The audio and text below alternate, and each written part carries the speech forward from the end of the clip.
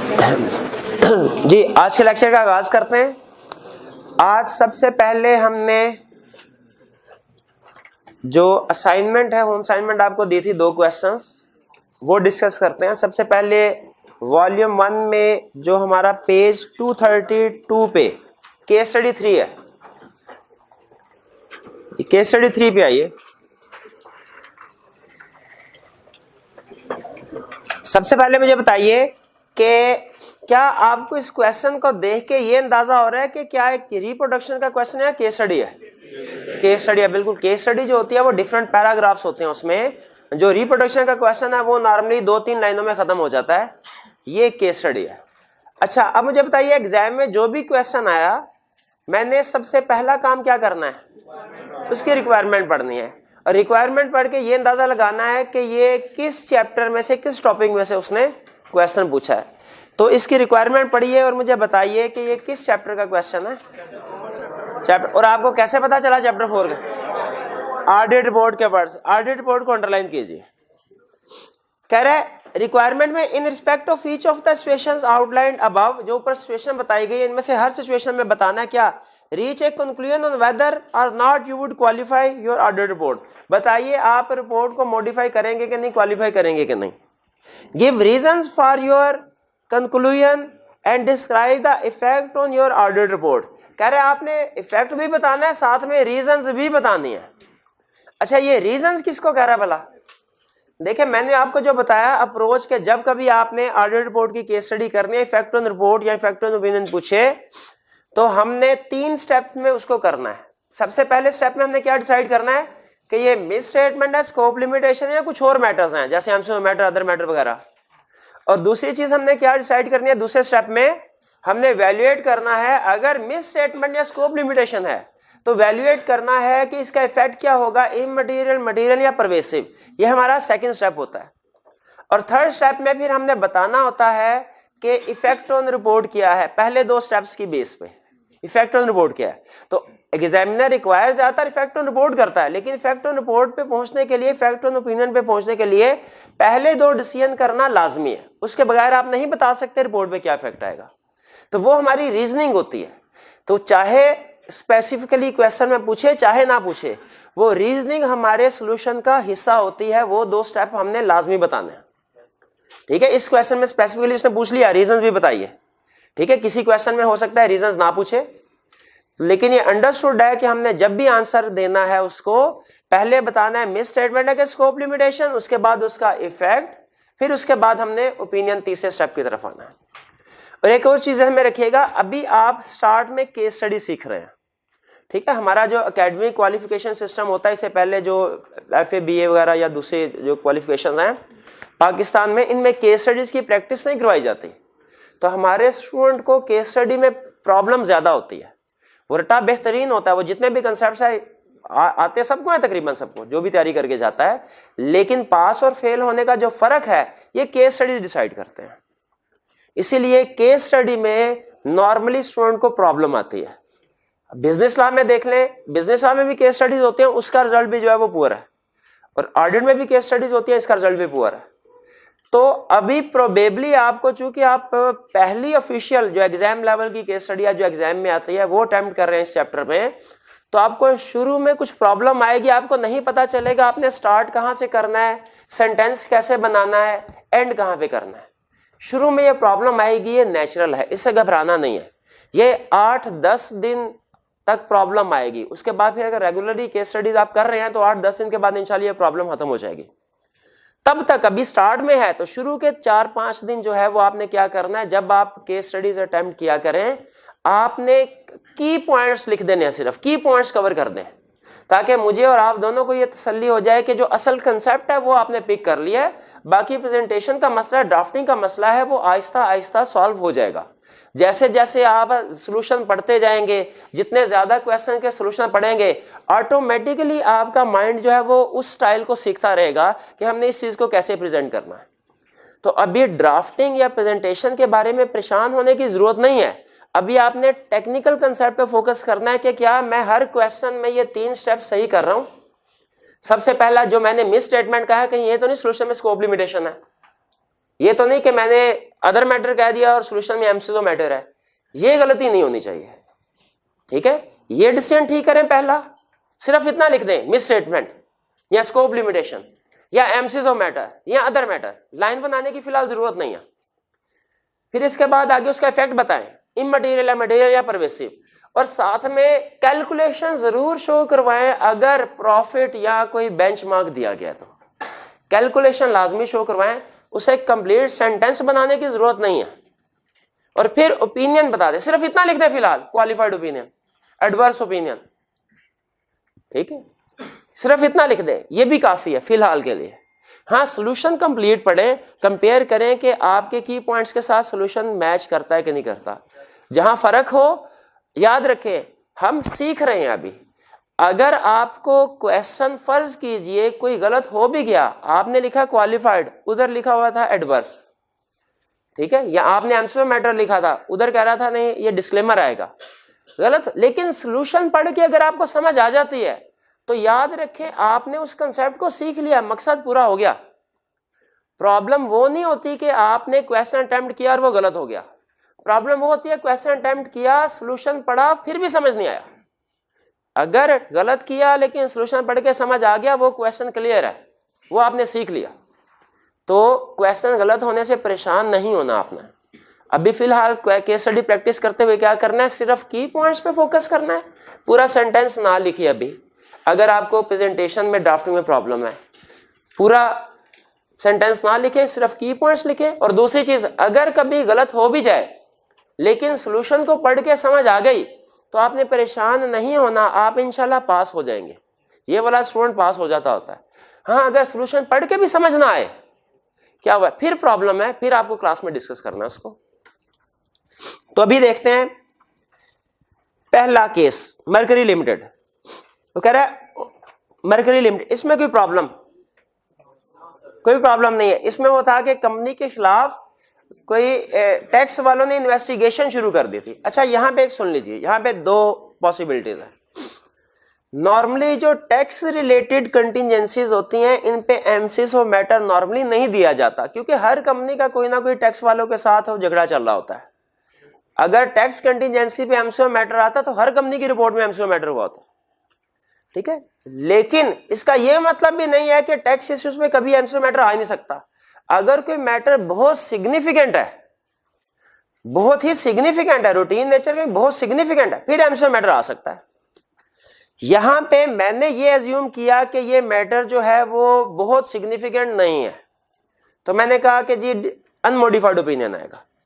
लेकिन अगर आप ये एज्यूम करते हैं कि नहीं ये सिग्निफिकेंट मैटर है, ये आम टैक्स रिलेटेड इशू नहीं है, सिग्निफिकेंट मैटर है और एमसीक्यू मैटर आना चाहिए, तो आप इसमें एमसीक्यू मैटर पैराग्राफ भी रिकमेंड कर सकते हैं, वो भी एक्सेप्टेबल है। बल्कि एक स्टूडेंट ने डिस्कस करते हुए कहा, सर इसमें मुझे दो लफ्ज ऐसे हैं जो मुझे जिनसे लगा कि ये बहुत सिग्निफिकेंट इशू है। एक है मेजर इंक्वायरी और दूसरा है ऑल एस्पेक्ट्स। तो मैंने कहा बिल्कुल, अब ये दो वर्ड्स को सामने रखे तो फिर इसमें बेहतर यही है एमसीक्यू मैटर पैराग्राफ दिया जाए। ठीक है, तो सोल्यूशन में अगर आप देखेंगे एमसीक्यू मैटर पैराग्राफ नहीं दिया हुआ, लेकिन इन दो अल्फाज को सामने रख के आपको लग रहा है कि ये एक बड़ा इशू है, तो एमसीक्यू मैटर रिकमेंड करते हैं। पहला समझ आ गया मर्करी लिमिटेड, इसमें कोई इशू नहीं है। सेकंड, प्लूटो लिमिटेड, जी इसमें कोई प्रॉब्लम अच्छा बताइए, इसमें वो क्या क्या रहा है कि आपने कोई सेल्फ कंस्ट्रक्शन की, कोई फिक्स एसेट जो है वो खुद कंस्ट्रक्ट करवाया और उसमें कुछ लेबर कास्ट जो है उसको कैपिटलाइज किया। अब लेबर कास्ट को कैपिटलाइज किया तो उसका रिकॉर्ड अवेलेबल नहीं है आपके पास कि किस बंदे ने कितना टाइम जो है वो काम किया था और उसकी कितना एक्सपेंस पे किया गया, सैलरी पे की गई जिसको कैपिटलाइज किया, रिकॉर्ड अवेलेबल नहीं। तो बताइए ये क्या इशू है, स्कोप लिमिटेशन। अच्छा बताइए केस में किस लफ्ज से पता चला, एग्जैक्ट किस लफ्ज से पता चला स्कोप लिमिटेशन? हाँ जी, अनसपोर्टेड बाय टाइम रिकॉर्ड, इसको अंडरलाइन कीजिए। इससे पता चल रहा है कि सपोर्टिंग डॉक्यूमेंट अवेलेबल नहीं है। और फिर उसके बाद आगे ये भी कह रहा है नो सेटिस्फैक्टरी ऑडिट प्रोसीजर्स। ठीक है, ऑडिट प्रोसीजर से भी सेटिस्फैक्टरी एविडेंस नहीं मिला, यानी हमें अल्टरनेटिव प्रोसीजर भी बता रहा है, वो भी नहीं परफॉर्म कर सके हम। उन्होंने कहा बिल्कुल ठीक है, स्कोप लिमिटेशन। और इफेक्ट क्या बताएंगे, इमटेरियल है, मटेरियल या परवेसिव? जी अच्छा, स्कोप लिमिटेशन किस अमाउंट की है? 2.5 मिलियन की है या 180,000 की है? 180, जितना रिकॉर्ड अवेलेबल नहीं है। अगर total capitalisation for example 2.5 million की हुई है लेकिन बाकियों का रिकॉर्ड अवेलेबल है 180,000 का रिकॉर्ड अवेलेबल नहीं, तो स्कोप लिमिटेशन 180,000 की है, सारी की सारी अमाउंट की नहीं है। जितना को आप वेरीफाई नहीं कर सके उसकी स्कोप लिमिटेशन होगी। तो 180,000 है। कितने स्टूडेंट्स से मटेरियलिटी कैलकुलेट की? शाबाश। इसमें मटेरियलिटी कैलकुलेट उसने प्रॉफिट दिया हुआ है, प्रॉफिट देने का पर्पस ये होता है मटेरियलिटी कैलकुलेट करो। याद रखे पूरे ऑडिट में जहां कहीं किसी भी क्वेश्चन में उसने हमें प्रॉफिट दिया होता है, इसका मतलब क्या होता है? मटेरियलिटी कैलकुलेट करो। इसमें कोई प्रॉब्लम तो नहीं है? चलिए नेक्स्ट क्वेश्चन पे आ जाए। जुपिटर लिमिटेड, इसमें कोई प्रॉब्लम? अच्छा इसमें प्रॉब्लम, इसको फिर डिटेल में डिस्कस कर लेते हैं। वो कह रहा है ऑन 16 मई 2002, 16 मई को अंडरलाइन करें। अब क्लाइंट का ईयर एंड क्या है भला? 31 March. A liquidator was appointed at Setral limited a major customer. हमारा एक मेजर कस्टमर था सेट्रल लिमिटेड, उस पे लिक्विडेटर अपॉइंट हो गया। तो ये तो ईयर एंड के बाद हुआ ना, ये हमारी इस साल की ट्रांजैक्शन तो नहीं है, तो ये हमारे इस साल को तो इफेक्ट नहीं करेगी, ऐसे ही है क्या? नहीं गलत। क्या कुछ ट्रांजैक्शन ऐसी हैं जो अगर नेक्स्ट ईयर में होती है लेकिन हमारे इस साल को इफेक्ट करती हैं? वो आपको 4-5 ट्रांजैक्शन बताई हुई है ना, वो कौन कौन सी है? जरा फिर से एक दफा रिफ्रेश कर लेते हैं कंसेप्ट को। Bankruptcy of debtor after year and, वो कौन सी है? डिसीजन ऑफ लीगल केस, वो कौन सी है? Determination of NRV of inventory below cost, अगर पता चले बाद में कि इन्वेंट्री की एनआरवी कॉस्ट से कम है। और क्या है? Miss statement in finance. Miss statement in financial statement तो जब भी पता चले ना उसको करेक्ट करना जरूरी होता है, वो एडजस्टिंग इवेंट है, ठीक है। और फिर return of defective inventory, return of defective inventory, अगर ईयर एंड के बाद डिफेक्टिव इन्वेंट्री रिटर्न हो जाए वो भी एडजस्टिंग इवेंट है। तो ये तो एडजस्टिंग इवेंट है, ये तो हमें पक्का पता है ना। सबसे ज्यादा एडजस्टिंग इवेंट ऐसी वैसे वो यही करता है, बैंक्रप्सी ऑफ डेटर का। The balance due from central limited on 31 March 2002 was 242,000। उससे जो पैसे रिसीवेबल थे वो 242,000 है। अच्छा अब आगे वो ये नहीं बता रहा कि इसमें कितनी रिकवरी पॉसिबल होगी। अगर वो कहता जी उसने कहा है कि इसमें से 100,000 रिकवर हो जाएगा, एडजस्टमेंट कितने की आती? प्रोविजन कितने की रिगार्ड करते? 142,000। और अगर वो कहता है इसमें से 42,000 रिकवर होगा सिर्फ, तो इसमें 200,000 की। अब उसने क्वेश्चन में कुछ भी नहीं बताया कितनी रिकवरी होगी, तो मतलब कोई रिकवरी एक्सपेक्टेड नहीं है। एक्सपेक्टेड रिकवरी होती तो बता देता, तो पूरी के पूरी अमाउंट की रिकवरी डाल लें। अच्छा एक इशू तो यह हो गया बैंक्रप्सी ऑफ डेटर, ये हो गया। दूसरा इशू क्या कह रहा है? In addition work in progress included 520,000 cost of customised work relating to central limited. वो कहता है हमने कस्टमर के लिए एक इन्वेंट्री भी बना रहे थे, खास तौर पे उसकी फरमाइश पे कस्टमाइज इन्वेंट्री। 520,000 उस पे हम कॉस्ट लगा चुके हैं। Directors refuse to make a provision for the debt on the ground that the liquidator was appointed after the balance sheet date. Director ने रिफ्यूज कर दिया, उन्होंने कहा लिक्विडेटर ईयर एंड के बाद अपॉइंट हुआ है, कोई एडजस्टमेंट नहीं करेंगे। बताइए डायरेक्टर की बात सही है कि गलत है? गलत है बात, ये एडजस्टिंग इवेंट है। They also refuse to make any provision in respect of the work in progress because they are planning to convert it to finished good at an estimated cost of completion of 260,000 as another customer has agreed to buy it for 700,000। वो कह रहा है कि inventory को भी NRV में लाने की जरूरत नहीं है। क्यों? क्योंकि अभी 520 उसकी कॉस्ट है, हम इस पे थोड़े से पैसे और लगाएंगे और इसे 700,000 में बेच देंगे। तो इसकी उनके मुताबिक, उनकी कैलकुलेशन के मुताबिक इसकी एनआरवी 700,000, इसकी करंट कास्ट 520 से ज्यादा है, इसीलिए एनआरवी की एडजस्टमेंट की भी जरूरत नहीं। बताइए आपके ख्याल में क्या इस इन्वेंट्री की एनआरवी की एडजस्टमेंट की जरूरत है? बिल्कुल है। अच्छा क्वेश्चन को सामने प्रेजेंट करने से पहले मैं एक दो चीजें आपसे पूछना चाह रहा हूं। पहली चीज, इस क्वेश्चन में दो इश्यूज हैं, एक है बैंक्रप्सी ऑफ डेटर और दूसरा है एनआरवी की एडजस्टमेंट। दो इश्यूज, क्या मैं इन दोनों इश्यूज को कंबाइन कर सकता हूं कि मुझे अलग अलग ओपिनियन देना है? जी बताइए। देखें मैंने आपको शायद एक याद होगा लेक्चर में बताया था, अगर तो डिफरेंट सिचुएशंस हैं, डिफरेंट पार्ट्स हैं, तो फिर हमने अलग-अलग बताना है, फिर हमने अलग। लेकिन अगर एक ही पार्ट के अंदर उसने हमें दो मिसस्टेटमेंट दे दी, एक ही पार्ट के अंदर उसने हमें दो मिसस्टेटमेंट दे दी, तो फिर हमने उनको एग्रीगेट करके भी देखना। तो इनको एग्रीगेट किया जा सकता है। ऊपर मरकरी को प्लूटो के साथ मैं एग्रीगेट नहीं कर सकता, लेकिन मरकरी के अंदर ही अगर दो मिसस्टेटमेंट्स है उनको मैं ऐड कर सकता हूं। ठीक है, तो यहां पे देखते हैं आप कि मिसस्टेटमेंट कितनी अमाउंट की है। ये छोटी सी कैलकुलेशन मैं आपके सामने कर रहा हूं। वैसे तो आप काउंटिंग एक्सपर्ट हैं, कैलकुलेशन करने की जरूरत नहीं, लेकिन फिर भी जरा तसल्ली के लिए, ताकि कंसेप्ट क्लियर हो जाए। पहली इसमें एडजस्टमेंट है बैंकरप्सी ऑफ डेटर। तो बताइए बैंकरप्सी ऑफ डेटर की अमाउंट कितनी है? एक 240 कह रहा है, 244 कह रहा है। अच्छा चले ठीक है, मैं खुद देख लेता हूं। इसके 242,000 ये बैंकरप्सी की एडजस्टमेंट है। फिर इसके बाद एनआरवी की एडजस्टमेंट क्या है इन्वेंट्री के केस में? अब देखना पड़ेगा, इन्वेंट्री का रूल है कि lower of cost and NRV. हमें देखना पड़ेगा इसकी कॉस्ट कितनी है, हमें देखना पड़ेगा इसकी एनआरवी कितनी है। अब देखिए इन्वेंट्री है तो इसकी कॉस्ट कितनी है करंटली, वो कॉस्ट उसने कहा 18, ये कॉस्ट है इसकी 520,000 और एनआरवी कितनी है इसकी? एनआरवी का फॉर्मूला क्या होता है याद है आपको? Estimated selling price less cost of completion less cost to make sale. तो ये एस्टिमेटेड सेलिंग प्राइस है 700,000 माइनस कॉस्ट ऑफ कंप्लीशन कितने है 260,000।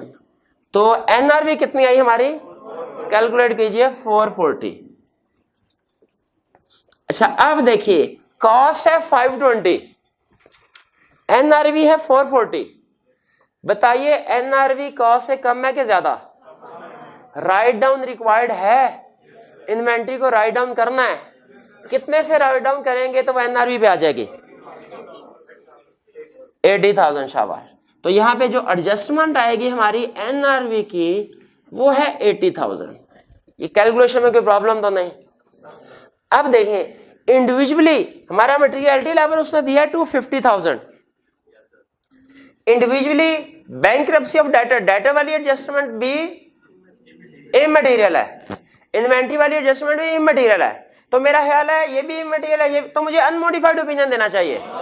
नहीं, इसका मतलब ये हुआ मैंने मटेरियलिटी की डेफिनेशन याद नहीं की। फिर मटेरियलिटी की डेफिनेशन में कहा था इंडिविजुअली भी देखना है भाई, एग्रीगेट भी देखना है। एग्रीगेट, तो एग्रीगेट करेंगे हम तो ये कितना आंसर आएगा 322। और 322 जो है वो क्या है, मटेरियल है। इस पे ओपिनियन जो है क्वालिफाइड होगा।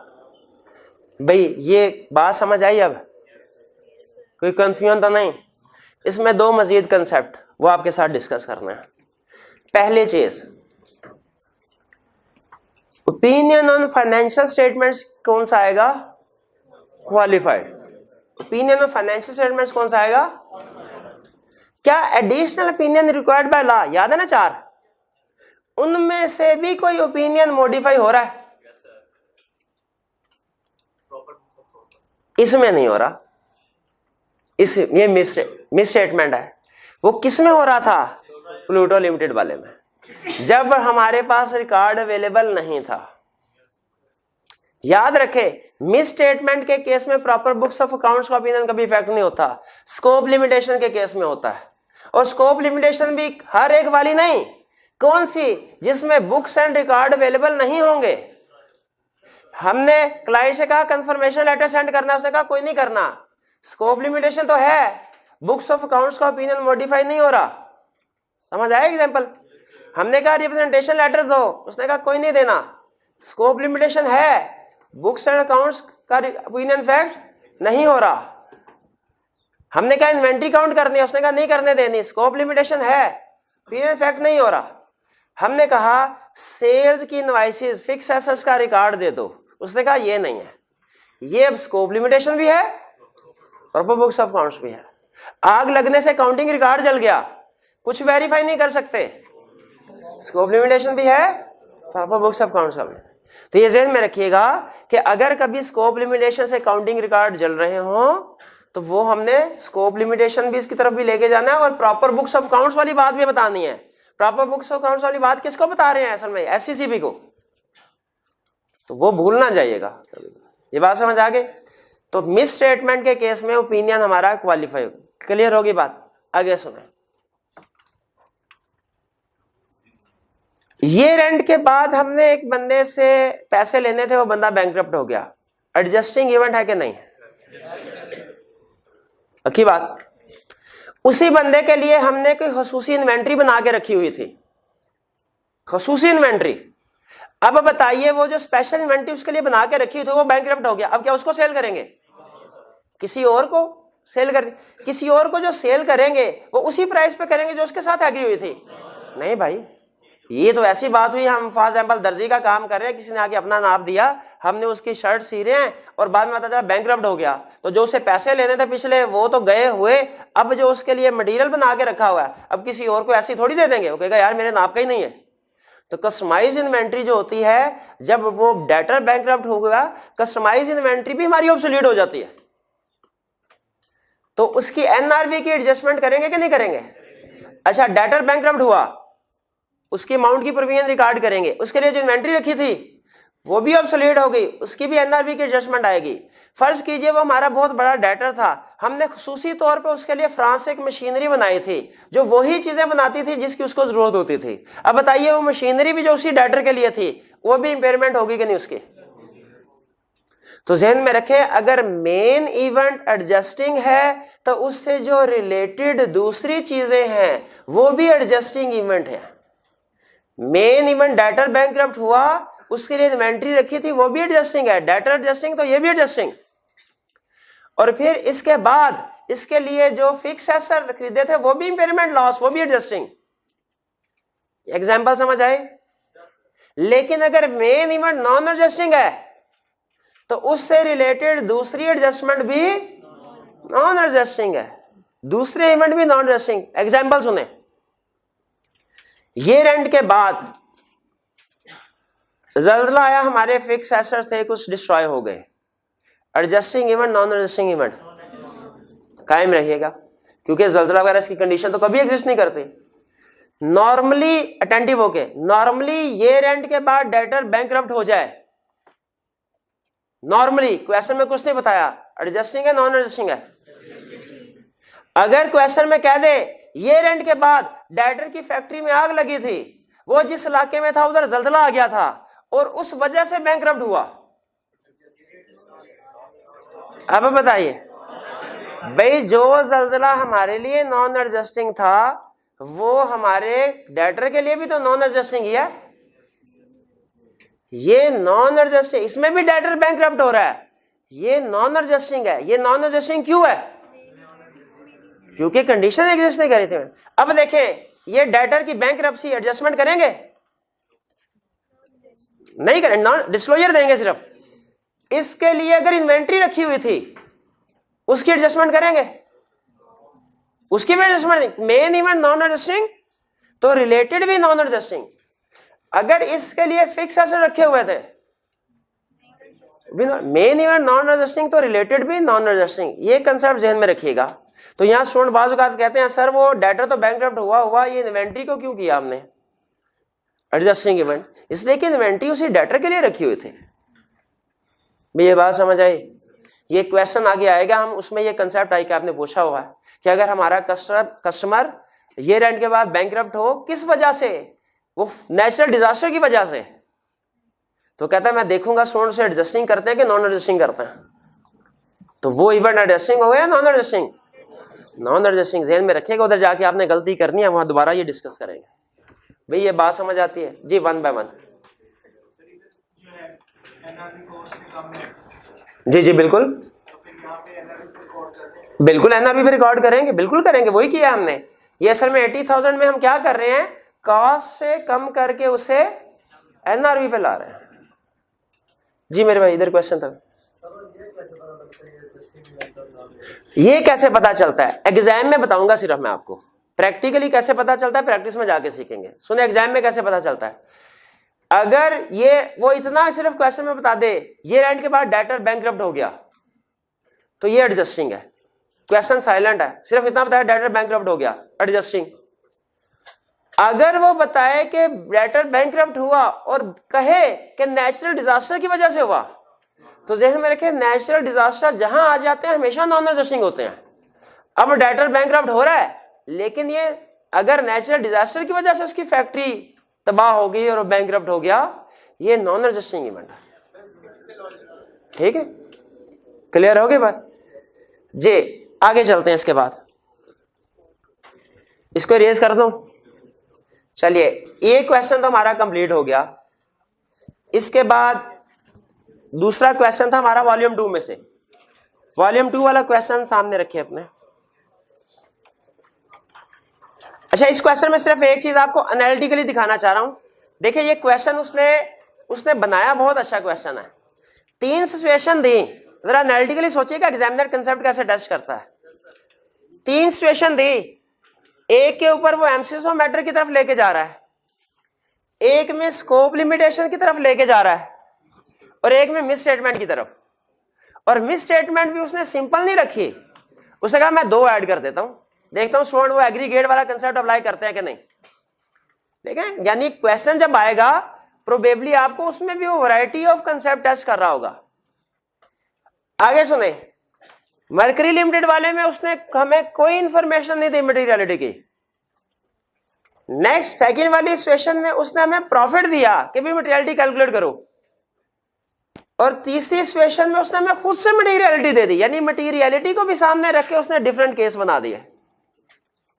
ठीक है, तो ये ज़हन में रखिएगा कि इस तरह वो एग्जामिनर की कोशिश होती है कि वो मिनिमम सिचुएशन में मैक्सिमम कंसेप्ट्स आपके टेस्ट करें।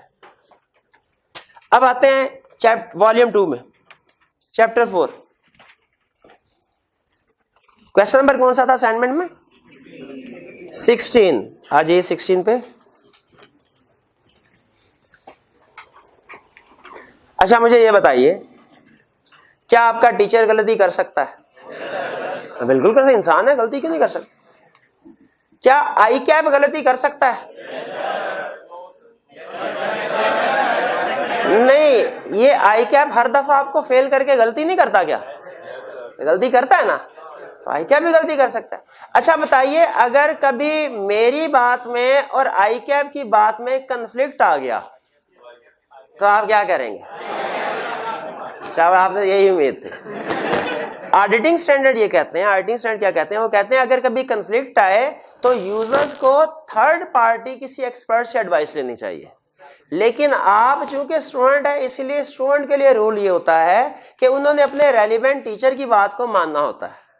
ठीक है, मैंने आपको लेके चलना है ना भाई, इधर क्लास में बैठे हैं तो कोई इत्मीनान करके बैठे हैं ना, तो फिर जब एक दफा इत्मीनान कर लेते हैं तो फिर पूरा इत्मीनान करते हैं। अब सुने, आगे चलें। तो अगर कभी कंफ्लिक्ट आता है तो आपने क्या करना है? क्योंकि आपके रिजल्ट की जिम्मेदारी मेरे पे। हाँ, अगर मेरी बात के अलावा कोई और बात फॉलो करेंगे तो फिर जिम्मेदारी मेरे पे नहीं होगी। चले आगे चलते, क्वेश्चन नंबर 16। मुझे ये बताइए, क्वेश्चन ये सबसे पहले देख के लग रहा है कि ये केस स्टडी है। आई कैप के क्वेश्चन बैंक से उठाई है। क्वेश्चन बैंक में नंबर है 157B। रिक्वायरमेंट पढ़ के बताइए किस लफ्ज से पता चला ये ऑडिट रिपोर्ट का? अंडरलाइन कर लीजिए इसको। सिचुएशन पढ़ते हैं वन बाय वन। कहते हैं as the engagement partner you have reviewed the audit working papers of Apricot Engineering Limited. The audit team has highlighted the following matters in the working paper. कुछ matters उन्होंने highlight किए हैं। Above matters का हमने effect बताना है। अच्छा मुझे यह बताइए, क्लाइंट है एप्रिकॉट इंजीनियरिंग लिमिटेड, एक क्लाइंट है, एक कंपनी, उसकी 4 सिचुएशन दी हैं। तो मैं ऐसा करता हूं प्रैक्टिकली, तो हम क्या करते हैं, एक क्लाइंट की जितनी भी सिचुएशन होती है उन्हें इकट्ठा एक ही ओपिनियन देंगे ना। तो मैं एग्जाम में भी क्या करता हूं, क्लाइंट एक ही है, इसकी सारी सिचुएशन को इकट्ठा करके एक ही ओपिनियन दे देता हूं। गलत है ये। हमने हर सिचुएशन को, आपको यही बताया था, हर सिचुएशन को अलग अलग एड्रेस करना है। हाँ, किसी एक सिचुएशन में अगर 2 मिस स्टेटमेंट आ जाए उनको इकट्ठा कर सकते हैं, लेकिन सिचुएशन को इकट्ठा नहीं करना। ये पहले पार्ट अलग सिचुएशन है, दूसरा पार्ट अलग सिचुएशन है, तीसरा पार्ट अलग सिचुएशन है, चौथा पार्ट अलग सिचुएशन है। पहला पार्ट पढ़ते हैं। कह रहा है company has issued a bank guarantee to one of its related parties after the balance sheet date. Balance sheet date के बाद बैंक गारंटी इशू की। No disclosure in this regard has been made in the draft financial statement. क्या ये रेंट के बाद bank guarantee related party को issue करें, डिस्क्लोजर आना चाहिए? भाई पक्की बात है, आना चाहिए, आना चाहिए। अच्छा, ये जब हमने डिस्क्लोजर आना चाहिए, क्लाइंट ने डिस्क्लोजर नहीं दिया, ये मिस स्टेटमेंट है। क्लाइंट ने डिस्क्लोजर नहीं दिया, ये क्या है? इफेक्ट मटेरियल है तो क्वालिफाइड ओपिनियन, परवेसिव है तो। अच्छा, अगली बात सुने। आई कैप के सोल्यूशन में जो क्वेश्चन बैंक में है, लिखा हुआ है कि इसमें कोई डिस्क्लोजर की जरूरत नहीं है, ये नॉन एडजस्टिंग इवेंट नहीं है। हालांकि 2 रीजन, एक तो रिलेटेड पार्टी ट्रांजैक्शन, इस वजह से भी डिस्क्लोजर आना चाहिए। दूसरा, बैंक गारंटी इशू किया ये रेंट के बाद, IAS 10। अब जब आई कैप ने कहा, मैंने कहा यार ये तो आना चाहिए, फिर IAS 10 जाके देखा, IAS 10 ने कुछ एग्जांपल दी हुई है, आपने पढ़ा होगा। एडजस्टिंग इवेंट की भी एग्जांपल है, नॉन एडजस्टिंग इवेंट की भी एग्जांपल है। तो नॉन एडजस्टिंग इवेंट की एग्जांपल में क्लियर एग्जांपल मौजूद है, IAS 10 में जाके पढ़ लीजिएगा एग्जांपल वाले पैराग्राफ में, कि ये रेंट के बाद अगर बैंक गारंटी इशू की जाए, नॉन एडजस्टिंग इवेंट है, डिस्क्लोजर रिक्वायर्ड है। ठीक है, अगर शक शुबा है आपको, IAS 10 में जाके आप देख सकते हैं कि बैंक गारंटी का डिस्क्लोजर रिक्वायर्ड है। आई कैप के सोल्यूशन के मुताबिक कोई इफेक्ट नहीं होगा रिपोर्ट पे अनमोडिफाइड ओपिनियन, लेकिन हमारे सोल्यूशन के मुताबिक IAS 10 कहता है डिस्क्लोजर रिक्वायर्ड है, आना चाहिए था, नहीं दिया तो मिस स्टेटमेंट है। क्लियर हो गई ये बात? फर्क आ गया। अब मैंने आपको रेफरेंस भी दे दिया है, आपकी मर्जी है, चाहे आई कैप को ठीक माने चाहे मुझे, ठीक है, वो आपकी अपनी जजमेंट है। मैंने आपको दोनों का पॉइंट ऑफ व्यू बता दिया। आगे चलते हैं सेकंड पे। ये पहला केस समझ आ गया। Second, AEL has paid A dividend after many years. बताइए, कई सालों के बाद डिविडेंड पे करना क्या ये मिस स्टेटमेंट है? मिस स्टेटमेंट, कंपनी की मर्जी है, जब चाहे पे करे, जब चाहे ना करे। कह रहा है zakat has been appropriately deducted and deposited in the central zakat fund. हाँ, जब डिविडेंड पे करते हैं, आपको पता है 2 चीजें काटती है कंपनी, एक टैक्स और एक ज़कात। अच्छा, ज़कात अगर उन्होंने डिडक्ट की, क्या हर कंपनी ने ज़कात डिडक्ट करनी होती है? हर कंपनी ने, भाई जो डिविडेंड पे करेगी वही ज़कात डिडक्ट करेगी ना, और जो डिविडेंड पे नहीं किया वो ज़कात डिडक्ट, ऐसे ही है। तो अगर कंपनी ने डिविडेंड पे ही नहीं किया हुआ, हम उसकी रिपोर्ट में क्या लिखते हैं ज़कात के बारे में? भाई ज़कात का ओपिनियन तो रिक्वायर्ड बाय लॉ है ना, ज़कात की बात लिखनी तो जरूर है कोई ना कोई। अगर कंपनी ने डिविडेंड पूरे साल में पे ही नहीं किया, हम क्या लिखते हैं? नो ज़कात वाज डिडक्टेबल। और अगर डिविडेंड पे किया है, हमने देखना होता है ज़कात डिडक्ट की कि नहीं की, और सेंट्रल ज़कात फंड में जमा करवाई कि नहीं करवाई। अब बताइए, यहां पे डिविडेंड पे नहीं किया कि किया है? तो हमने क्या ये बताना है कि ज़कात डिडक्ट हुई कि नहीं, डिपॉजिट करवाई कि नहीं करवाई? तो बताइए, इस केस में हमारी रिपोर्ट पे क्या फर्क पड़ेगा? हम लिखेंगे zakat additional opinion required by law वाले सेक्शन में, अदर रिपोर्टिंग रिक्वायरमेंट्स वाले सेक्शन में, रिस्पांसिबिलिटी वाले में, कि zakat has been appropriately deducted and deposited, deducted and deposited in central zakat fund. एक वैसे में उसने कहा डिडक्ट की, डिपॉजिट नहीं करवाई। हमने कहा अच्छा deducted but not deposited in central zakat fund. एक में कहा डिडक्ट नहीं की, डिपॉजिट करवा दी अपने जेब से। हमने कहा अच्छा नॉट डिडक्टेड बट डिपॉजिटेड। कोई फर्क समझ आ रहा है? ज़कात में 2 चीजें बतानी होती हैं, डिडक्ट किया कि नहीं, डिपॉजिट करवाया कि नहीं गवर्नमेंट को। ये तो नहीं डिडक्ट करके जेब में रख लेंगे पैसे कंपनी। तो इस केस में डिविडेंड पे किया, ज़कात डिडक्ट की, हमारी रिपोर्ट में क्या फर्क पड़ेगा? क्या फर्क पड़ेगा? ओपिनियन फाइनेंशियल स्टेटमेंट पे अनमोडिफाइड है, लेकिन ज़कात वाले ओपिनियन में क्या लिखेंगे, zakat has been deducted and deposited. भाई समझ आई बात? इसका मतलब है लाजमी नहीं हर situation misstatement scope limitation वाली हो। भाई कोई सिचुएशन एमसीज ऑफ मैटर वाली भी हो सकती है, कोई अदर मैटर वाली भी हो सकती है, कोई अदर मैटर वाली भी हो सकती है, कोई additional opinion required by law वाली भी हो सकती है, कोई गोइंग कंसर्न वाली भी हो सकती है।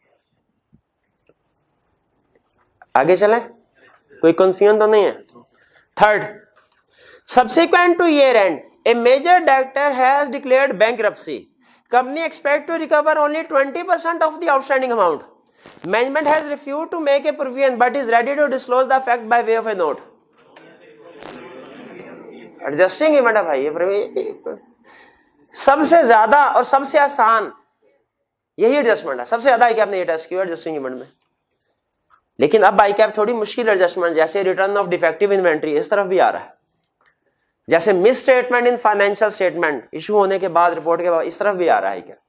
तो हमने सारी एग्जांपल्स याद रखनी है। एडजस्टिंग में नई क्लाइंट ने रिकॉर्ड किया तो क्या है, इफेक्ट मटेरियल है तो परवेसिव है तो। Fourth, with effect from January 1, 2010 AEL has change the method of charging depreciation on its fixed asset from straight line to diminishing balance method. Depreciation method क्या किया, straight line से diminishing balance पे आ गए। और दूसरा काम क्या किया, revised its estimate of useful life of vehicle from 6 years to 4 years, life भी रिवाइज कर दी।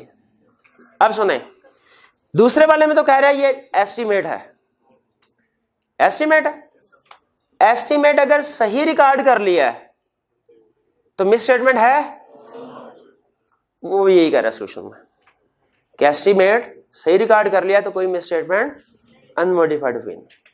अब मुझे जरा इन दोनों एग्जांपल्स को पढ़ के बताएं, एक में मेथड ऑफ डेप्रिसिएशन चेंज हो रहा है, एक में एस्टिमेट्स जो है यूजफुल लाइफ के वो रिवाइज हो रहा है। बताइए कौन सा चेंज इन एस्टिमेट है, कौन सा चेंज इन पॉलिसी है? कितने स्टूडेंट्स का ख्याल है कि ऊपर वाला चेंज इन पॉलिसी और नीचे वाला चेंज इन एस्टिमेट है? कितनों का ख्याल है दोनों चेंज इन पॉलिसीज हैं?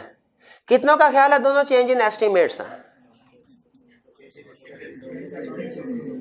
सुन ले भाई, ये दोनों चेंज इन एस्टिमेट्स हैं, ये दोनों चेंज इन एस्टिमेट्स हैं। डेप्रिसिएशन में अक्सर स्टूडेंट की ये मिसकंसेप्शन होता है कि change in depreciation method change in policy है। ये मैं आपको एक बात बता दूं, इंटरेस्टिंगली जो दुनिया की बड़ी इकोनॉमीज है ना, इन्होंने IFRS अडॉप्ट नहीं किए फुली अभी। ये इंडिया हो गया, USA, चाइना, रशिया, इनके अपने अकाउंटिंग स्टैंडर्ड होते हैं। तो अगर आप इंडियन बुक्स पढ़े ना, इंडिया के अपने अकाउंटिंग स्टैंडर्ड है, वहां पे उन्होंने लिखा हुआ है डेप्रिसिएशन मेथड चेंज होगा, चेंज इन पॉलिसी है। लेकिन IFRS क्या कहता है, वो कहता है लाइफ चेंज हो या मेथड चेंज हो या रेजिडुअल वैल्यू चेंज हो, ये सारे चेंज इन एस्टिमेट्स होते हैं।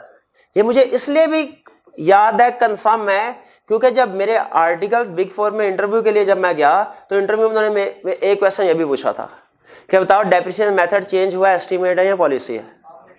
एस्टिमेट, क्योंकि मैंने फॉर्चुनेटली इंडियन बुक भी पढ़ी थी, IFRS भी पढ़े थे, ठीक है। तो बहरहाल चले छोड़े, मैं मकसद ये नहीं है, छोड़े वापिस आते हैं।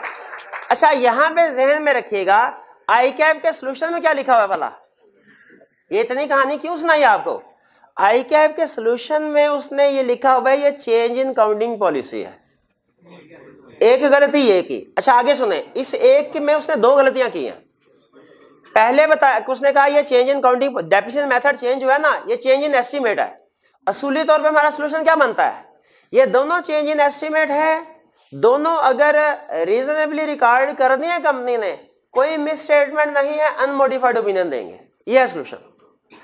ICAP एस्टिमेट वाले में तो यही करनी चाहिए, लाइफ वाले में यही कह रहा है, लेकिन method of change in depreciation जो है वो चेंज हुआ, इसमें ICAP कह रहा है काउंटिंग पॉलिसी एस्टिमेट नहीं है, जो कि गलत, पहली गलती। और फिर दूसरे नंबर पे वो ये कह रहा है, दूसरी गलती क्या कर रहा है, जरा गौर से सुनिएगा, कि ऑडिटर रिपोर्ट में लिखेगा कि काउंटिंग पॉलिसीज कंसिस्टेंटली अप्लाई नहीं हुई। ये दूसरी गलती। याद रखें, अगर फर्ज कीजिए ये काउंटिंग पॉलिसी है भी, फर्ज कीजिए थोड़ी देर के लिए, तो इसको हमने रिपोर्ट में ये नहीं लिखना कि काउंटिंग पॉलिसी कंसिस्टेंटली अप्लाई नहीं हुई एक्सेप्ट फॉर दिस, बल्कि इसको की ऑडिट मैटर में लिखना होता है। ये रिसेंट रिवीजन आई है, ये कुछ अर्सा पहले। अब आई कैप का ये क्वेश्चन है, ये पुराने रूल्स के मुताबिक इसका सोल्यूशन बना उसने। असूली तौर पे होना क्या चाहिए, जब कोई स्टैंडर्ड रिवाइज हो जाए तो जो क्वेश्चंस है वो नए स्टैंडर्ड के मुताबिक सोल्यूशन बनना चाहिए कि पुराने के मुताबिक। आई कैप को उसूली तौर पे या तो ये हमारे क्वेश्चन बैंक में क्वेश्चन डालना ही नहीं चाहिए था, या अगर डाल दिया तो इसे नए रूल्स के मुताबिक रिवाइज करना चाहिए था, करेक्ट करना चाहिए था, नहीं किया। तो ये फर्क आएगा आपको आई कैप के क्वेश्चन बैंक के सोल्यूशन में और हमारे वाले सोल्यूशन में। ठीक है, ये दोनों में फर्क है, याद रखें। अब पहले पुराने जमाने में रिक्वायरमेंट होती थी, काउंटिंग पॉलिसी चेंज किया तो आपने उसके एक्सेप्शन को रेफर करना। अब ऐसी कोई रिक्वायरमेंट नहीं है। अब हम काउंटिंग पॉलिसी चेंज होती है तो हम किस तरफ लेके जाते हैं इसको, की ऑडिट मैटर की तरफ। भाई जो बात कही समझ आई? चलिए, तो इसमें बताइए डेप्रिसिएशन मेथड चेंज हुआ, एस्टीमेट में चेंज है या काउंटिंग पॉलिसी में चेंज है? एस्टीमेट में चेंज है। ठीक है, वैसे आप मजीद तसल्ली के लिए अपने रेलिवेंट काउंटिंग टीचर से भी पूछ सकते हैं। जी मेरे भाई, चेंज इन काउंटिंग पॉलिसी की मिसाल दे देता हूं, लेकिन वादा करो कि फिर सारी उम्र याद रखोगे।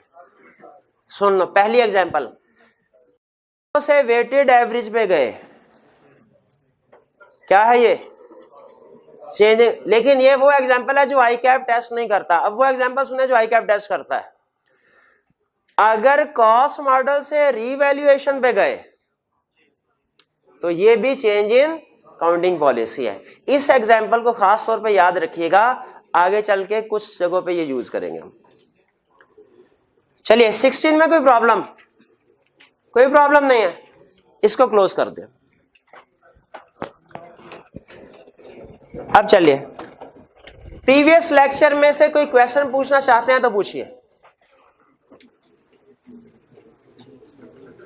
भैया कोई क्वेश्चन नहीं? वैसे भी आसान था कल वाला एमसीक्यू मैटर, फिर भी अगर कोई क्वेश्चन जहन में है, रीडिंग की और घर जाके पूछना चाहें तो पूछ सकते हैं। जी मेरे भाई, अर्ली एप्लीकेशन ऑफ काउंट। जी बिल्कुल, देखिए जब कभी कोई नया काउंटिंग स्टैंडर्ड इशू होता है ना, उसकी एक एप्लीकेशन डेट होती है जो नॉर्मली 3-4 साल के बाद वाली रखी होती है। ये बाद में रखने के पीछे आइडिया क्या होता है कि लोग इसको अच्छे तरीके से समझ लें अप्लाई कैसे करना है। ठीक है, लेकिन उन्हें कहा होता है अप्लाई करना रिक्वायर्ड है 4 साल बाद, लेकिन अगर पहले अप्लाई करना चाहे उसकी इजाजत भी है।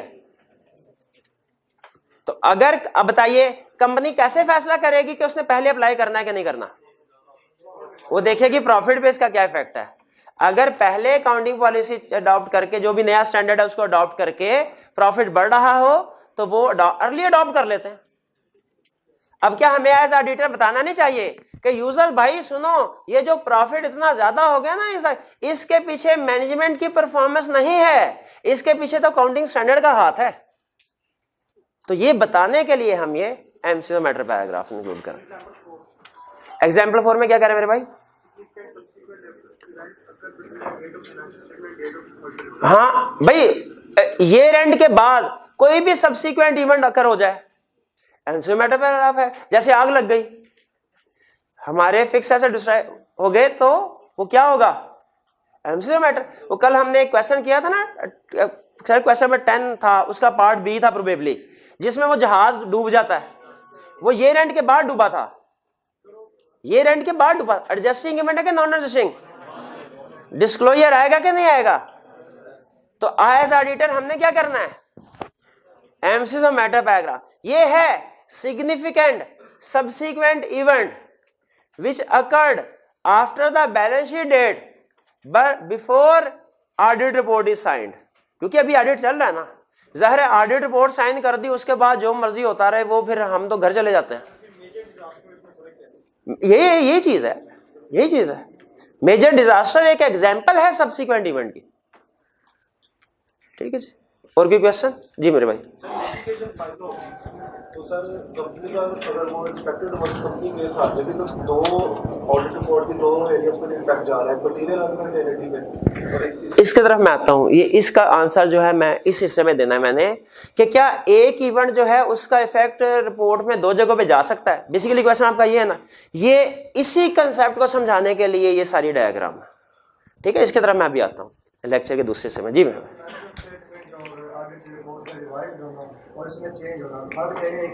लफ्ज रिवाइज होना चेंज होना एक ही बात है, ठीक है, एक ही बात, इसमें कोई फर्क नहीं है। और कोई क्वेश्चन? आज के लेक्चर की तरफ चलें।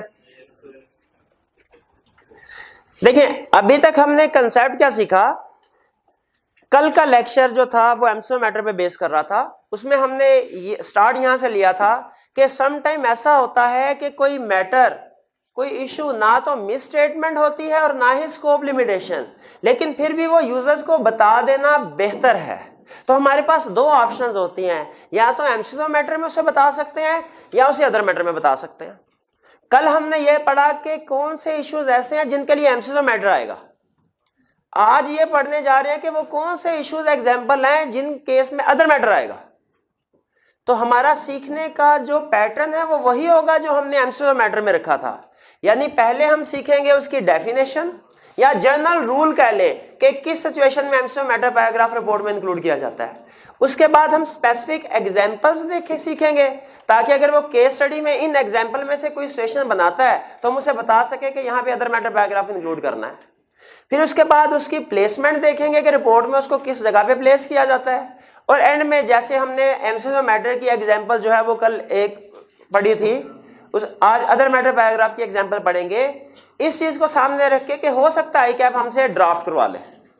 हम ये 2-3 लाइनें होती हैं इनको याद भी कर लेंगे, जिस तरह हमने एमसीक्यू मैटर की प्रोबेबली याद कर ली होगी एग्जांपल।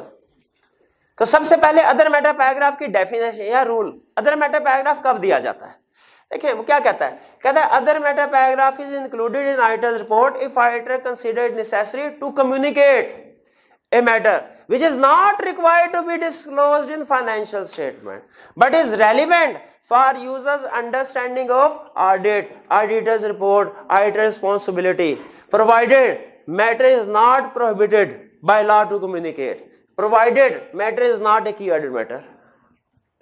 ठीक है, ये उसने हमें रूल बताया। फिर से देखते हैं इसको कहना क्या चाह रहा है। स्टार्ट कहां से करता है, कहता है other matter paragraph is include. देखिए स्टार्ट उसका वही है जो एमसीक्यू मैटर का था। एमसीक्यू मैटर पढ़ा, MCQ matter paragraph is included in auditor's report if auditor consider it necessary to, यहां तक वही था। अब सुनिए अदर मैटर क्या कहता है, other matter paragraph is included in auditor's report if auditor consider it necessary to communicate. उधर क्या था ड्रॉ, इधर क्या to communicate a matter which is not required to be disclosed in financial statements। उधर क्या था एमसीक्यू में required to be disclosed, इधर क्या है भाई, उधर क्यों था required to be disclosed, क्योंकि वो फाइनेंशियल स्टेटमेंट से रिलेट कर रहा था। इधर क्यों है not required to be disclosed, क्योंकि इधर ऑडिट से रिलेट कर रहा है, which is not required to be disclosed। इसके बाद आगे but which is relevant for users understanding, लेकिन रेलिवेंट उधर क्या था फंडामेंटल है, इधर क्या है रेलिवेंट है।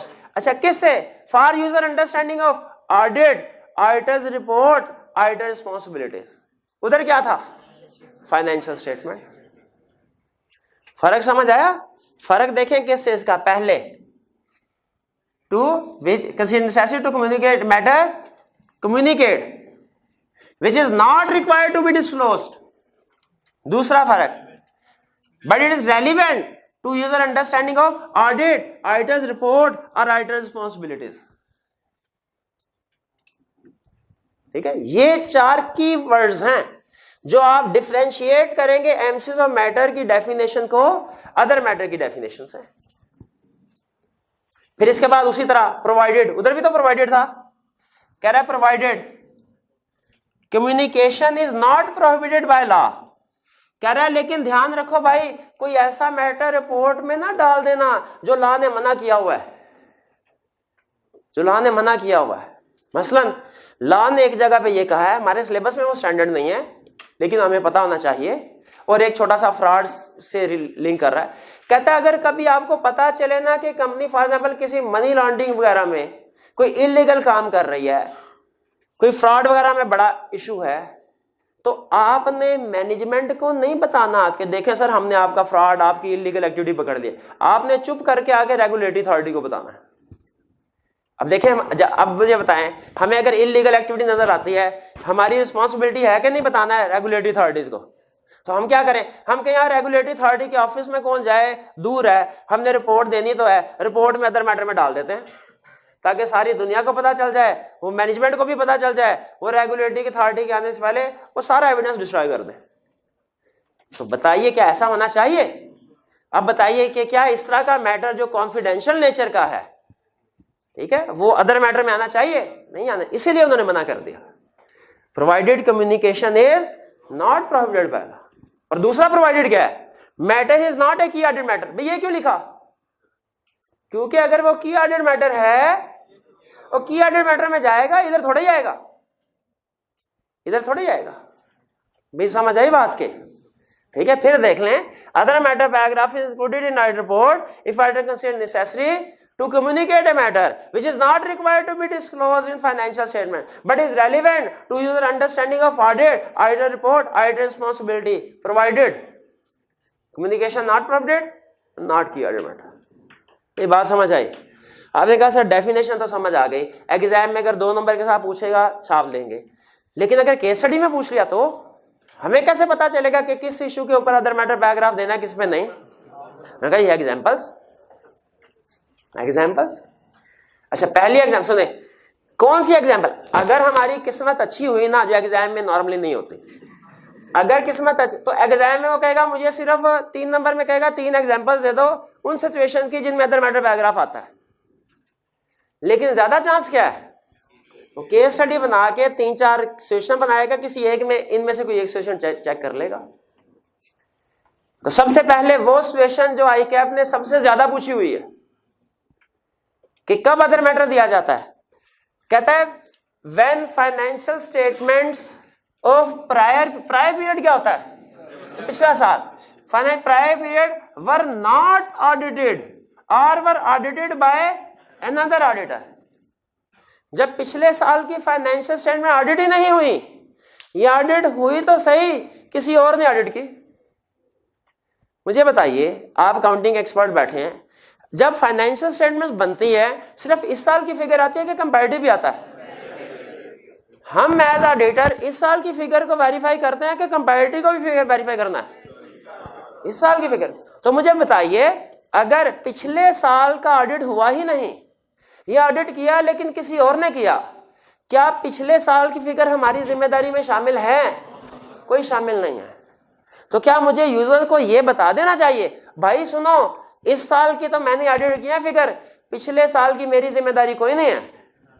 बता, कैसे बताएंगे हम? बोला अदर मैटर पैराग्राफ। अब बात समझ आई?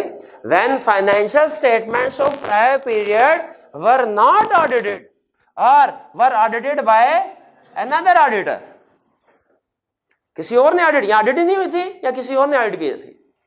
अदर मैटर क्यों देते हैं? बताने के लिए कि भैया किसी और ने किया, हमारा काम नहीं है, हमारी जिम्मेदारी नहीं है। समझ आ गई बात? दूसरी example, when auditor reports on more then 1 sets of financial statements, when auditor reports on more then 1 sets of financial statement. देखिए क्या कह रहा है, कह रहा है कंपनी एक ही है, ये नहीं कि कंपनी डिफरेंट है, वरना तो ऑडिटर हो सकता है कि वो 50-60 एक साल में रिपोर्ट इशू करता हो, कंपनी एक है। अच्छा, उस कंपनी में भी ऐसे नहीं है कि पिछले साल का एक सेट और दूसरा सेट इस साल का, ये नहीं, कंपनी भी एक, साल भी एक, यही साल इसकी 2 दफा फाइनेंशियल स्टेटमेंट्स बनी, 2 फाइनेंशियल स्टेटमेंट बनी और दोनों सही है, ये भी नहीं पुरानी गलती नहीं, दोनों 2 फाइनेंशियल स्टेटमेंट्स बने। ये है when auditor reports on more then 1 sets of financial statement. अब आप हैरान हो रहे होंगे ये कैसे पॉसिबल है, कंपनी भी एक, साल भी एक और उसकी 2 फाइनेंशियल स्टेटमेंट बने। एग्जांपल सुने, क्या ऐसा पॉसिबल है पाकिस्तान में एक कंपनी स्टॉक एक्सचेंज में लिस्टेड है और वो किसी foreign, for example USA company है, उसकी सब्सिडरी है? पॉसिबल है? क्या हमने उस कंपनी ने पाकिस्तान के रूल्स के मुताबिक फाइनेंशियल स्टेटमेंट्स बना के स्टॉक एक्सचेंज में भिजवानी है? उन फाइनेंशियल स्टेटमेंट्स के लिए कौन से रूल फॉलो किए जाएंगे जो पाकिस्तान में है कि जो यूएसए में है? पाकिस्तान का फ्रेमवर्क। उन फाइनेंशियल स्टेटमेंट में कौन सा फ्रेमवर्क रहेगा? जो कि आईएफआरएस। अच्छा, अगर क्या इस कंपनी ने यूएसए वाली होल्डिंग कंपनी को फाइनेंशियल स्टेटमेंट भिजवानी है ताकि वो कंसोलिडेशन करे, तो बताइए कंसोलिडेशन के लिए यूएसए वाली कंपनी जो अपनी यूएस गैप के मुताबिक फाइनेंशियल, यूएस के असूलों के मुताबिक फाइनेंशियल बना रही होगी, उसको आईएफआरएस वाली भिजवाएंगे सेट कि उसे यूएस गैप वाला बना के भिजवाएंगे? कंसोलिडेशन आपने पढ़ी है, उधर होता है कि मुझे सिमेट्री, कंसिस्टेंसी होनी चाहिए अकाउंटिंग पॉलिसी वगैरह में, तो यूएस गैप वाला बनाएंगे। अब देखिए बात समझ आई कि उसी कंपनी का उसी साल एक फाइनेंशियल स्टेटमेंट एक फ्रेमवर्क के मुताबिक है और दूसरी फाइनेंशियल स्टेटमेंट दूसरे फ्रेमवर्क के मुताबिक। अब मैंने उस कंपनी का नाम, मैं यूजर हूं नॉर्मल पाकिस्तान में बैठा, कंपनी का नाम टाइप किया गूगल पे, कहा एनुअल रिपोर्ट, ठग करके ऑडिटर रिपोर्ट सामने आ गई और दो रिपोर्ट्स है। अब मैं दोनों को देख के हैरान परेशान बैठा हूं। भाई नेट पे तो दोनों आ जाएंगे ना, वो तो आपने दुनिया के किसी कोने में भी दी हो, वो कंपनी वही, साल वही, ऑडिटर भी वही, एक तरफ प्रॉफिट कोई और है, दूसरी तरफ प्रॉफिट कोई और है। भाई परेशान हो जाऊंगा कि नहीं हो जाऊंगा? क्या यूजर्स को इस परेशानी से बचाना चाहिए? कैसे बचाएंगे? अदर मैटर पे, इधर वाली में भी ऑडिटर अदर मैटर देगा, उधर वाली रिपोर्ट में भी अदर मैटर देगा, ताकि इधर वाला भी कंफ्यूज ना हो उधर। अब समझ आई? When auditor reports on more than one set of financial statement में, समझ आई? चलिए शाबाश। अब मुझे पक्का पता है कल दोबारा पूछेंगे आप, है?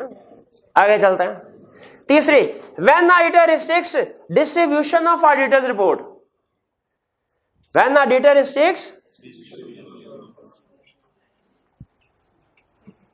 अच्छा स्टैट्यूटरी ऑडिट जो होता है ना, इसकी रिपोर्ट रिस्ट्रिक्ट नहीं की जाती, जनरल पब्लिकली होती है।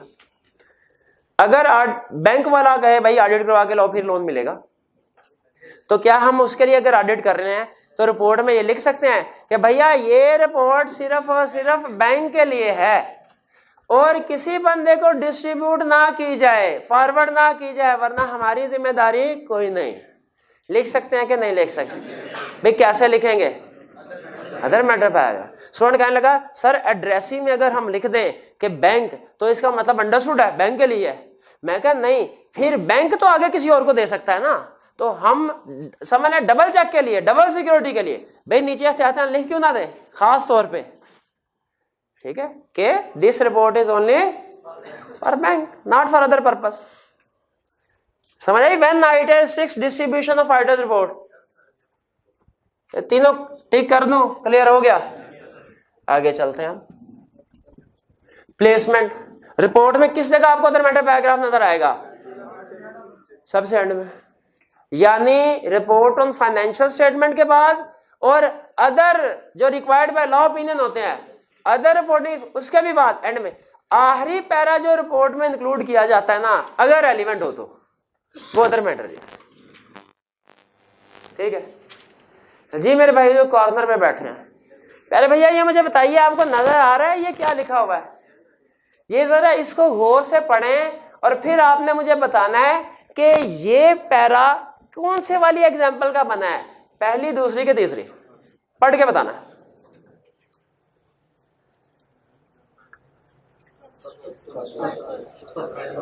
हाँ पहली वाली क्या कह रहा है भैया? The financial statement of ABC company for the year ended, पिछला साल, वर ऑडिटेड बाय अनदर ऑडिटर, किसी और ने ऑडिट किया था। फिर ये भी बता रहा है उसने अनमोडिफाइड ओपिनियन दिया था, और ये भी बता रहा है रिपोर्ट की डेट क्या थी। तीन चीजें बता रहा है ऑडिटर अदर मैटर में। मैंने नहीं, पिछले किसी और ने ऑडिट किया।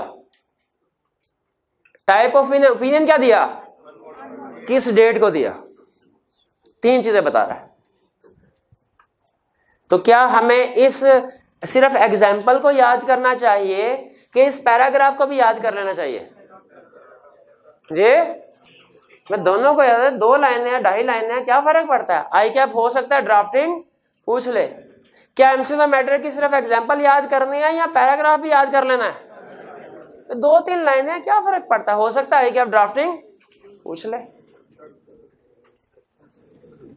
भाई ये बात समझ आ गई आपको? यहां पे रीडिंग करना चाहते हैं कि अगली बात बता दो? पक्की बात है? चले, क्वेश्चन पूछा।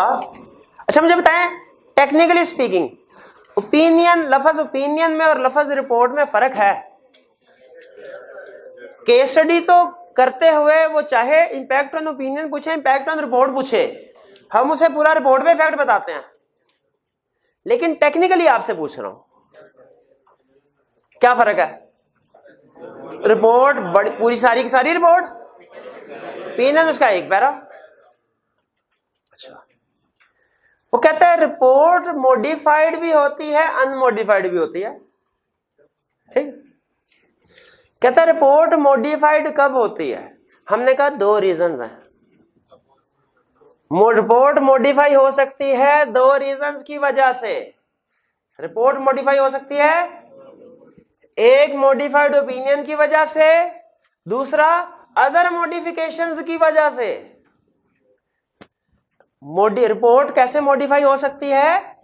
ओपिनियन मॉडिफाई होने की वजह से या अदर मॉडिफिकेशंस की वजह से। रिपोर्ट कितनी रीजन की वजह से मॉडिफाई हो सकती है? पहली रीजन क्या है? Modified opinion, other modification. Exam में उसने क्वेश्चन पूछा, क्या मॉडिफाइड ओपिनियन के अलावा कोई रीजन है कि रिपोर्ट मॉडिफाई हो जाए? हमने कहा बिल्कुल है ना। क्या? Other modifications. भाई कंसेप्ट समझ आया? तो रिपोर्ट 2 रीजन की वजह से मॉडिफाई हो सकते हैं, modified opinion, other modification. Unmodified report होती है जो स्टैंडर्ड रिपोर्ट होती है, उसमें अगर मॉडिफाइड ओपिनियन आ जाए हम उसे कहते हैं ये मॉडिफाइड रिपोर्ट, और अगर कोई और मॉडिफिकेशन आ जाए फिर भी उसे मॉडिफाइड रिपोर्ट कहा जाता है।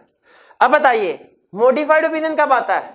जब कोई मिस स्टेटमेंट हो या scope limitation, modified opinion. Other modification का क्या मतलब है?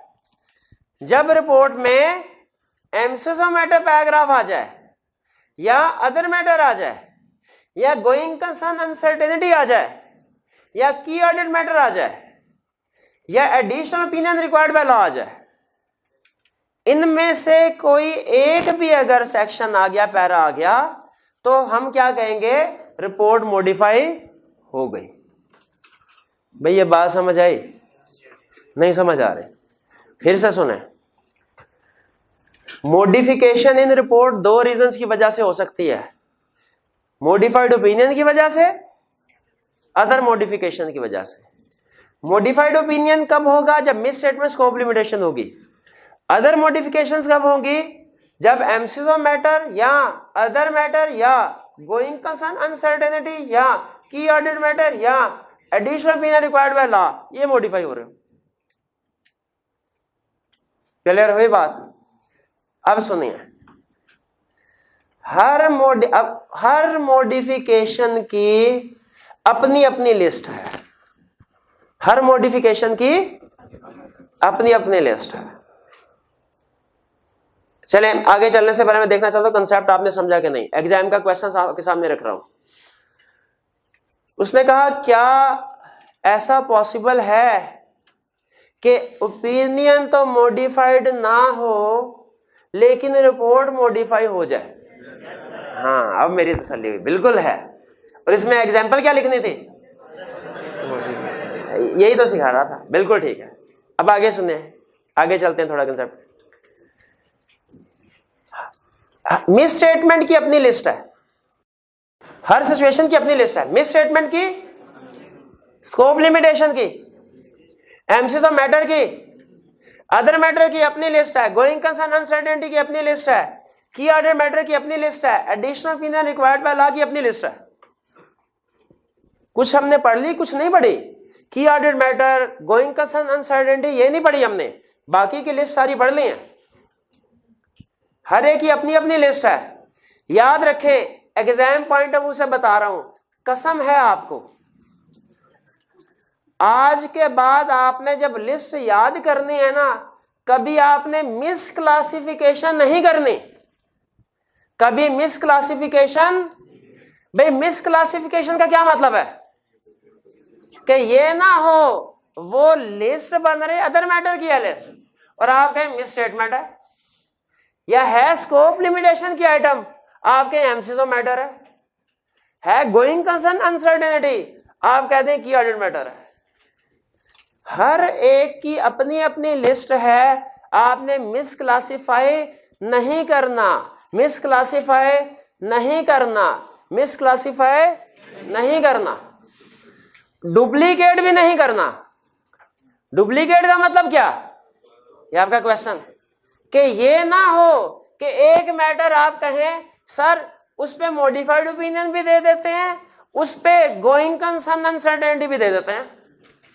याद रखें, रिपोर्ट में कोई एक मैटर एक से ज्यादा जगहों पे डिस्कस नहीं होता, डुप्लीकेशन हो जाएगी भाई।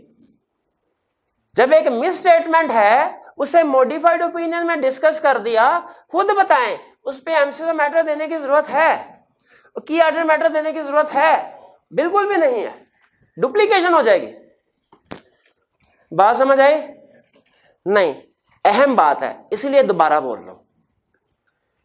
रिपोर्ट मॉडिफाई हो सकती है मॉडिफाइड ओपिनियन की वजह से भी, अदर मॉडिफिकेशन की वजह से भी। हर सिचुएशन की अपनी अपनी लिस्ट है, हमने लिस्ट याद करनी है, इनको मिस क्लासिफाई नहीं। देखें, मिस स्टेटमेंट की लिस्ट दी ना आपको चैप्टर में, अपेंडिक्स में भी थी, स्कोप लिमिटेशन की लिस्ट दी चैप्टर में, एमसीक्यू मैटर की लिस्ट दी चैप्टर में, अदर मैटर की लिस्ट दी चैप्टर में, एडिशन भी रिक्वायर्ड वाला रिपोर्ट के एंड पे 4 मैटर्स वो भी लिस्ट दी। इन 2 की अभी बारी नहीं आई, इनकी लिस्ट भी है, लेकिन पहले ये याद कर लें। तो हर एक की लिस्ट याद करनी है। किसी को मिस क्लासिफाई किया, नंबर गए। डुप्लीकेट भी, डुप्लीकेट का मतलब क्या है कि कोई एक मैटर इधर भी आ गया उधर भी आ गया। याद रखें, मिस क्लासिफिकेशन तो हरगिज नहीं करनी, डुप्लीकेशन भी नहीं करनी, यानी एक मैटर एक से ज्यादा जगह पे नहीं जाएगा। मिस क्लासिफिकेशन भी नहीं करनी, डुप्लीकेशन भी नहीं करनी, सिवाय एक केस में डुप्लीकेशन कर सकते हैं। हाथ उठाइएगा जिसको आता हुआ आंसर, जो बताएगा 500 रुपया इनाम मिलेगा। फिर सुन लें, बताना क्या है। मैंने रूल ये सिखाया आपको कि रिपोर्ट मॉडिफाई हो सकती है इन सारी रीजन की वजह से। हर एक की अपनी अपनी लिस्ट है, कोई भी आपने लिस्ट में मैटर मिस क्लासिफाई नहीं करना, इधर का उधर नहीं डाल, डुप्लीकेट भी नहीं करना। डुप्लीकेट का एक जगह पे भी आ रहा हो, दूसरी जगह पे भी आ रहा हो। लेकिन डुप्लीकेशन की सिर्फ एक एक्सेप्शन है जिसमें डुप्लीकेशन कर सकते हैं।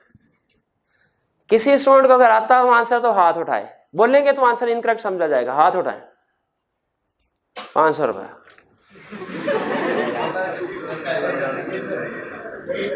नहीं। और मजे की बात, आज के लेक्चर में ही कंसेप्ट डिस्कस हुआ है। अब 100 रुपया मिलेगा, अब 100 रुपया मिलेगा। नेचुरल डिजास्टर एक्सप्लेन नहीं कर सके आपसे। चलें, अभी भी 500 हिंट देने के बाद भी 500 दे दूंगा। और बताएं, 2 कंट्रीज की रिपोर्ट नहीं, गलत गलत गलत। अब सुनिए,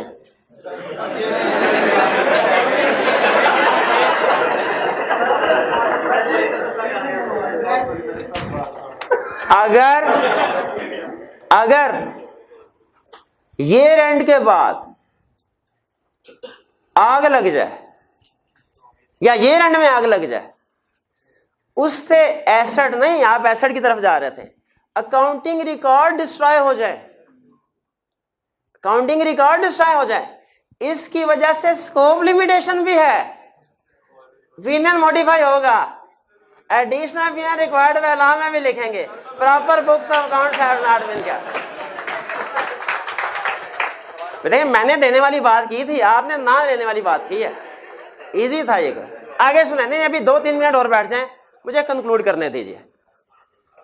अच्छा कंसेप्ट सारे खत्म हो गए हैं, एक चीज हो तीसरी, all modification are decided independently. हर मॉडिफिकेशन ऑडिट में ऐसा कोई रूल नहीं है कि इनमें से कोई एक मॉडिफिकेशन आ गई तो लाजमी है कि दूसरी भी आएगी, या एक मॉडिफिकेशन आ गई तो लाजमी है कि दूसरी नहीं आएगी, ऐसा कोई रूल नहीं है। हर एक का अपना अपना रूल है। हो सकता है किसी ऑडिट में कोई भी मॉडिफिकेशन ना आए, हो सकता है किसी ऑडिट में सारी मॉडिफिकेशन आ जाए, हो सकता है किसी रिपोर्ट में कोई सी 2 हो, कोई सी 3 हो, कोई सी 4 हो, कोई सी 5 हो। ठीक है, तो हर एक ने अलग-अलग डिसाइड होना है। ऐसा दुनिया में कोई रूल नहीं है कि अगर ओपिनियन मॉडिफाई हो गया तो एमसीज ऑफ मैटर नहीं आ सकता, या एमसीज ऑफ मैटर आ गया तो ओपिनियन हमेशा मॉडिफाइड होगा। हर एक अलग-अलग डिसाइड हो रहा है, किसी का आपस में कोई को रिलेशन नहीं, ना पॉजिटिव ना नेगेटिव। ये बात समझ आ रही? चलिए अब एंड में एक छोटी सी बात कहता, बताइए अगर आपको ऑडिट के दौरान में, कंसेप्ट खत्म हो गया, छोटा सा पॉइंट वाले भी डिस्कस हुआ है, ऑडिट के दौरान में पता चला रिमोट मॉडिफाई हो गई है, क्या करें? फौरन डायरेक्टर्स को बता दें कि छुपा के रख ले, जिस दिन रिपोर्ट देनी है एकदम धमाका कर दें, बता दें। भाई किस लिए बता दें? कह रहा है इसलिए ताकि डायरेक्टर ने करेक्टिव एक्शन लेने हैं तो टाइमली बेसिस पे ले सकें, करेक्टिव एक्शन नहीं भी लेने उनका माइंड मेकअप हो जाए, भाई ये क्या होने जाना है। क्लियर हो गई बात? ये था आज का लेक्चर, लेकिन सुन लीजिए होम असाइनमेंट तो रह गई। मुझे बताइए, हमने कंसेप्ट सारे सीख लिए लेकिन केस स्टडी की प्रैक्टिस नहीं की, क्या पास हो जाएंगे एग्जाम में? बिल्कुल भी नहीं। हम जितने भी कंसेप्ट सीखते हैं किस लिए सीखते हैं? ताकि केस स्टडी की प्रैक्टिस कर सकें। अब सुने, आपकी होम असाइनमेंट ये लिखी हुई है। हाँ जी, होम असाइनमेंट सुन ले, चैप्टर 4 वॉल्यूम 2 क्वेश्चन नंबर 15, 17, 18, 20, 21, 23, 24, 25। ठीक है, और ये मंडे को आपकी ड्यू डेट है, मंडे को आपने रिटन फॉर्म में सबमिट करवानी है।